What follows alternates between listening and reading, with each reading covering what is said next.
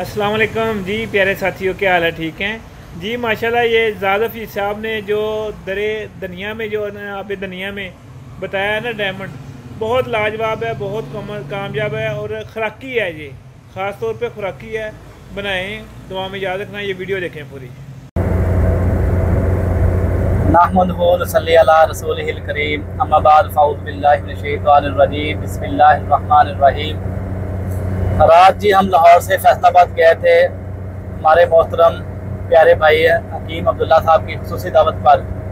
उसके बाद हम गए मोहतरम हमारे यूनिफिकेशन तिब्बी फाउंडेशन के सरपरस्त अलहाज हकीम कासमी साहब के पास, और उन्होंने भी अपना जर्ब नुस्खा पेश किया हीरे का, और मैंने भी हीरे का जर्ब नुस्खा पेश किया।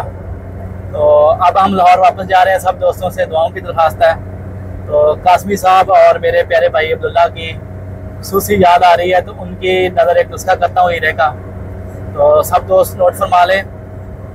जल धनिया का आपने मुकद्दर पानी लेना है 1 पाव। जल धनिया का मुकद्दर पानी लेना है 1 पाव। और 1 ग्राम आप डायमंड ले लें, 2 ग्राम ले लें, 3 ग्राम ले लें, जितनी आपकी ज़रूरत है आप उतना ले लें। तो इसको अच्छी तरह आपने सुर्ख करना है बर्नर गन के साथ, और इसके अंदर आपने देने हैं 220 बजाओ। 220 बजाओ देने हैं। यहाँ ये बिल्कुल पिसक हो जाएगा, आसानी से पीस जाएगा। पीसने के बाद आपने इसको आस्ता आस्ता पीसना है। अगर आपके पास संगे समा का खर ना हो तो हमेशा आपने बिल्कुल आराम आराम से रगड़ाई करनी, वरना ये खरल को खा जाता है। तो अब आपने जल धनिए का ही मुकद्दर इतना डालना है इसके अंदर कि इसकी सिर्फ टिक्की बन जाए। ज़्यादा रगड़ाई करेंगे अगर आपके पास संगे समा का खर नहीं होगा तो ये खरल को खाएगा। तो अब आपने बस अगर 2-3 ग्राम है तो उसके अंदर 50 ग्राम से ज़्यादा पानी डालने की ज़रूरत नहीं है। तो इसकी टिक्की बनाए। टिक्की को अच्छी तरह खुश्क करना है। 2 अहम पॉइंट नोट कर ले सब दोस्त। जब भी टिक्की बनाएं तो टिक्की को अच्छी तरह खुश्क करना है, और पानी किसी भी बूटी का इस्तेमाल करना है तो मुकद्दर फिल्टर शुदा पानी इस्तेमाल करना, वरना किसी भी आप कुश्ता कर रहे किसी भी चीज़ का उसके कलर में फ़र्क आएगा। तो ये अहम 2 पॉइंट है कि आपने अच्छी तरह पहले पानी मुकद्दर करना है, फिल्टर करना है, शफाफ पानी हो।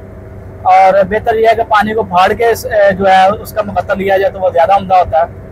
तो अब ये मुकद्दर जो है आपने इसके अंदर खरल करके फिर टिक्की को खुश्क करना। जो दोस्त टिक्की को खुश्क नहीं करते, टिक्की गिली रह जाती है, तब कलर सही नहीं आता। तो आप इसको पैक करके 25-30 किलो की कोपलों की आग गड़े की दे दें तो ये बेहतरीन कुश्ता हो जाएगा। और इसकी मकदार खुराक है आधा चावल से लेकर 1 चावल तक।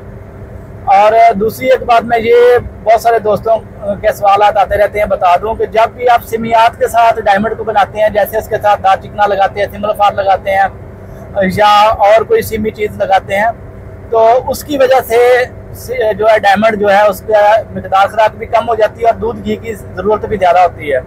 और मैं हमेशा कोशिश करता हूँ कि बगैर केमिकल के, बगैर तेज़ाब के, बगैर सिमियात के बूटी के अंदर कुश्ता करूँ। तो बूटी के अंदर कुश्ता करने की वजह से इसके जो फ़वाइद हैं वो तो बरकरार रहते हैं, लेकिन वो ज़्यादा दूध घी वाला मसला भी नहीं रहता, और इसके साथ उसकी डोज भी कुछ चावल आधा चावल देने से कोई टेंशन नहीं रहती।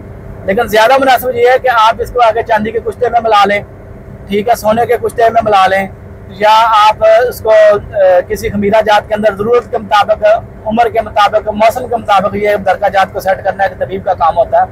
तो ये मैं नुस्खा डेडिकेट कर रहा हूँ अलहाज हकीम नईम कासमी साहब, मेरे मोहतरम प्यारे भाई, और मेरे बहुत ही मोहसन छोटे भाई हकीम अब्दुल्ला।